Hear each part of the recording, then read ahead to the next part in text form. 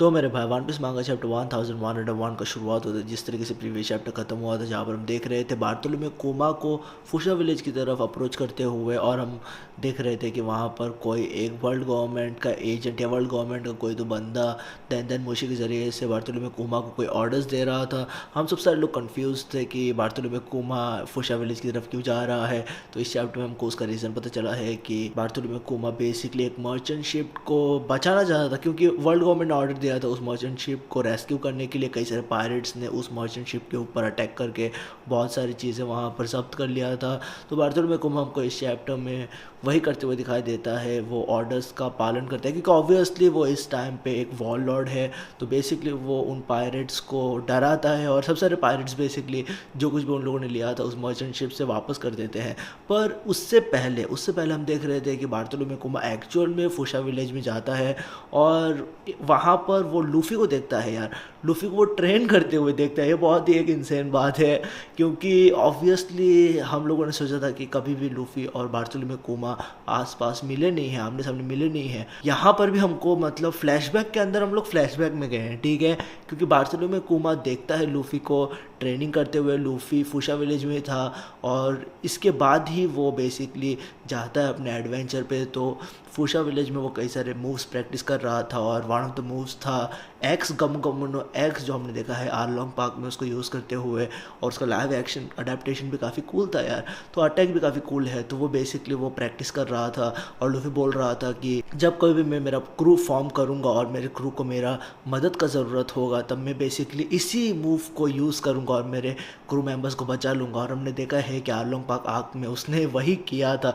तो वो kind of एक क्रेजी बात है वहाँ पर देखने के लिए। और बार्थोलोमेव कोमा पीछे फॉरेस्ट में झाड़ियों से देख रहा था लूफी को कि लूफी क्या कर रहा है, लूफी कैसे प्रैक्टिस कर रहा है वगैरह वगैरह। और लूफी काइंड ऑफ नोटिस करता है कि उसके पीछे कोई है, पर बार्थोलोमेव कोमा अपने एबिलिटी यूज़ करके वहाँ से गायब हो जाता है, ठीक है। और जब हम लोग ये सब सारी चीज़ें कर रहे थे तब बार्थोलोमेव कोमा जब देख रहा था लूफी को, तब वो बेसिकली याद कर पा रहा था जब उन लोग गोवा किंगडम में थे। ऑब्वियसली फुशा विलेज गोवा किंगडम में ही आता है। तो जब उन लोग गोवा किंगडम में थे पहले, और हमने ये फ्लैशबैक देखा था क्योंकि रेवोल्यूशनरी आर्मी ने एक रोल प्ले किया था गोवा किंगडम में, वो सब सारी चीज़ें और साबो का वो सब सारी चीज़ें हुआ था वहाँ पर। तो उस टाइम पे ड्रैगन एक्चुअल में लूफी को बेसिकली देख रहा था, या वो मतलब अपना नज़र रख रहा था लूफी के ऊपर। वो छुप छुप के मिल रहा था लूफी से। और वही बार्थोलोमेव कोमा ने काइंड ऑफ नोटिस किया था कि ड्रैगन बीच बीच में गायब हो जाता है यार, वो मतलब कहीं पर डिफरेंट जगह पे चले जाता है। तो वो कुमा ने नोटिस किया था और कुमा बेसिकली वही बताता है ड्रैगन को कि मैंने एक लड़के को देखा था। और ये मतलब फ्लैशबैक के अंदर फ्लैशबैक में हम लोग, ठीक है। तो कुमा जब कन्फ्रंट करता है ड्रैगन को कि मैंने एक छोटे लड़के को देखा था, तब ड्रैगन बोलता है कि सब सारे पेरेंट्स का वीक स्पॉट होता है उनके बच्चे। और कुमा को ये पता ही रहेगा क्योंकि हमको पता है फ्लैशबैक से, ठीक है। कुमा को ये ऑब्वियसली पता है, ये सेंटिमेंट जो है वो कुमा को बहुत अच्छी तरीके से पता है। और ये बेसिकली हमको बताता है एक बात कि एक्चुअल में ड्रैगन एक अच्छा डैड भी है यार। ऑब्वियसली वो उसकी ज़िंदगी में नहीं है, but the end of the day हम लोग अंडरस्टैंड कर सकते हैं कि क्यों वो उसकी ज़िंदगी में नहीं है, कि वो उससे मिला ना होगा वो एक काइंड ऑफ एक फार फेच्ड स्ट्रेच है। क्योंकि ऑब्वियसली हाँ, हम अंडरस्टैंड करते हैं कि ड्रैगन मोस्ट वांटेड क्रिमिनल है, पर एटलीस्ट वो थोड़ा बहुत कहाँ पर से तो मिल सकता था यार अपने बच्चे के साथ, अपने लूफी के साथ। उसका बेटा है वो ऑब्वियसली, पर वो कभी हुआ नहीं। और हमको समझ में आता है कि वो वैसा क्यों नहीं हुआ है। हालांकि हम लोगों ने लॉकडाउन में देखा था ड्रैगन को बेसिकली स्मोकर को रोकते हुए। स्मोकर अटैक करने जा रहा था ड्रैगन के ऊपर और ड्रैगन पीछे से रोकता है स्मोकर को, और वो बहुत ही बड़ा डायलॉग मारता है। वो बोलता है कि ये बंदे का फेट जहाँ ले जाएगा उसको वहाँ पर वो जाएगा, ऐसा कुछ बोल रहा था यार ड्रैगन वहाँ पर।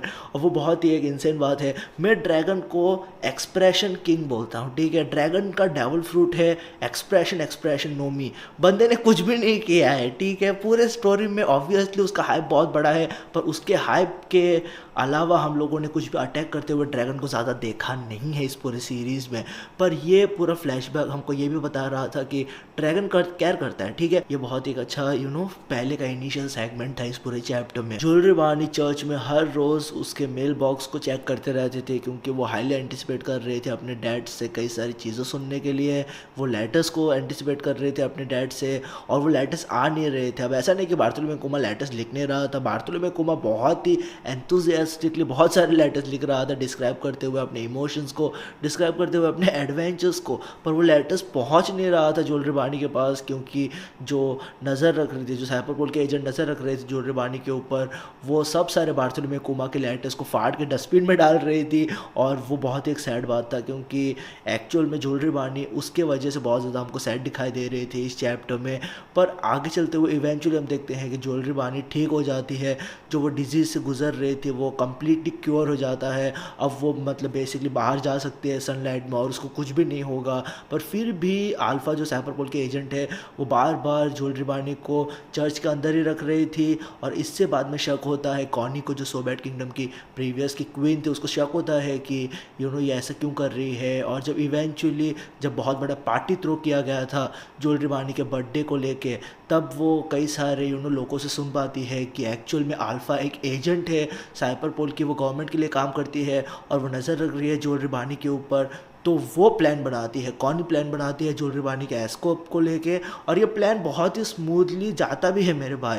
ये प्लान अच्छी तरीके से एग्जीक्यूट भी होता है, पर एंडिंग स्टेजेस में, इस प्लान के एंडिंग स्टेजेस में हम देखते हैं कि अल्फ़ा को पता चल जाता है कि ज्वेलरी बानी एस्केप करने की कोशिश कर रही है, और वो एक्चुअल में अपने 6 पावर्स को यूटिलाइज करती है। वो एक्चुअल में 6 पावर्स को यूटिलाइज करके जो बोट प्रिपेयर किया था कॉनी ने ज्वेलरी बानी को उस बोट के ज़रिए से हेल्प करके एस्केप करने के लिए, उसी बोट के ऊपर अल्फ़ा अटैक करने जाती है। और हम देखते हैं इवेंचुअली कि ज्वेलरी बानी जो 10 या 9 साल की है, वो नीका को इमेजिन करके बेसिकली गियर थर्ड में एक खतरनाक पंच मारती है अल्फ़ा को, और वो नॉकआउट कर देती है अल्फ़ा को। ये बहुत ही एक क्रेजी बात था, और हमको पता नहीं है कि ज्वेलरी बानी का डेविल फ्रूट आता कहाँ से है। हम लोगों ने फ्लैशबैक में देखा था कि वो चर्च में थी, और नेक्स्ट हम जब उसको देखते हैं तब बेसिकली उसके पास ये डेविल फ्रूट था।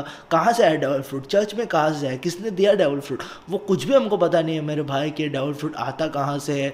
पर जिस तरीके से उसने इमेजिन किया नीका को, और जिस तरीके से उसने फ्यूचर, डिस्टॉर्टेड फ्यूचर या अटैक यूज़ किया, वो बहुत ही इंसान बात है कि वो किसी को भी इमेजिन करके अटैक मार सकती है, उसका अटैक यूज़ कर सकती है। काइंड ऑफ ये भी इमेजिनेशन के ऊपर बेस्ड है, जिस तरीके से हमारे भाई मंकी डी लूफी का डेविल फ्रूट इमेजिनेशन के ऊपर बेस्ड है। तो वो बहुत ही एक इंटरेस्टिंग बात बनाता है यार इन सब सारी चीज़ों को। तो मेरे भाई मेरे हिसाब से ये एक अच्छा चैप्टर था, एक ओके चैप्टर था, डिसेंट एवरेज की कैटेगरी में मैं इसको रखूँगा। अगर मेरे को बेसिकली नंबर्स में बताना हो तो ये टोटल 7 आउट ऑफ 10 में दूंगा इस पूरे चैप्टर को। ये पूरे चैप्टर में हम लोग बार्थोलोमेव कोमा को, लूफी को देखते हुए देख रहे थे। बार्थोलोमेव कोमा का फाइनल मोमेंट्स हम लोग देख रहे थे रेवोल्यूशनरी आर्मी के साथ। बाद में बार्थोलोमेव कोमा बेसिकली हमको अपना इंडिविजुअलिटी गंवाने का जो प्रोसेस था इस चैप्टर में हमको वो दिखाई दे रहा था। वो बात कर रहा था वेगापंक के साथ उसके बारे में। बाद में हमको वहाँ पर स्टर्सी भी दिखाई दे रही थी। और ये चैप्टर ख़त्म होता है ज्वेलरी बानी गियर थर्ड यूज़ करते हुए। ठीक है, वो गियर थर्ड नहीं था, पर ऑब्वियसली वो नीका का पावर काइंड ऑफ चीज़ था, वो इमेजिन करके मारती है। वही बहुत ही एक इंसेन बात है।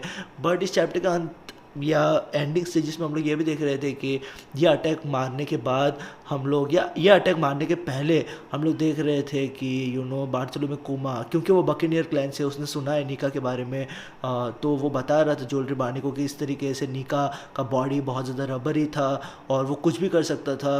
वो काइंड ऑफ इम्प्लाई कर रहा था कि इमेजिनरी उसका उसका पावर इमेजिन के ऊपर बेस्ड था, या वो सब सारी चीज़ें। ये बेसिकली हमको फिर से बता रहा है कि नीका के पास ये एबिलिटी था जो अभी लूफी के पास ये एबिलिटी है यार।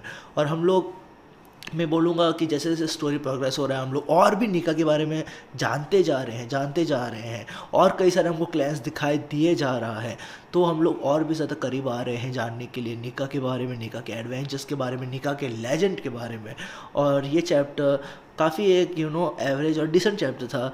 नेक्स्ट चैप्टर मुझे लगता है कि हम लोग फिर से प्रेजेंट स्टेट में आएंगे, मे बी वो हाफ फ्लैशबैक और हाफ प्रेजेंट स्टेट वाला चैप्टर हो। और मैं चाहता हूँ कि हम लोग प्रेजेंट स्टेट में आए, क्योंकि हमको पता है कि हम लोग प्रेजेंट स्टेट में बहुत एक इंसेंट मोमेंट में है जहाँ पर संजय गार्सिया पकड़े हुए हैं ज्वेलरी बानी को, और कौन बजाएगा ज्वेलरी बानी को हमको पता नहीं है, पर जो कुछ भी होगा अच्छा ही होगा यार। नेक्स्ट हफ्ते वन पीस ब्रेक पे है, तो नेक्स्ट चैप्टर मुझे पता नहीं कब आएगा, पर वन पीस ब्रेक पे है, इतना मैं तुझको बताना चाहता।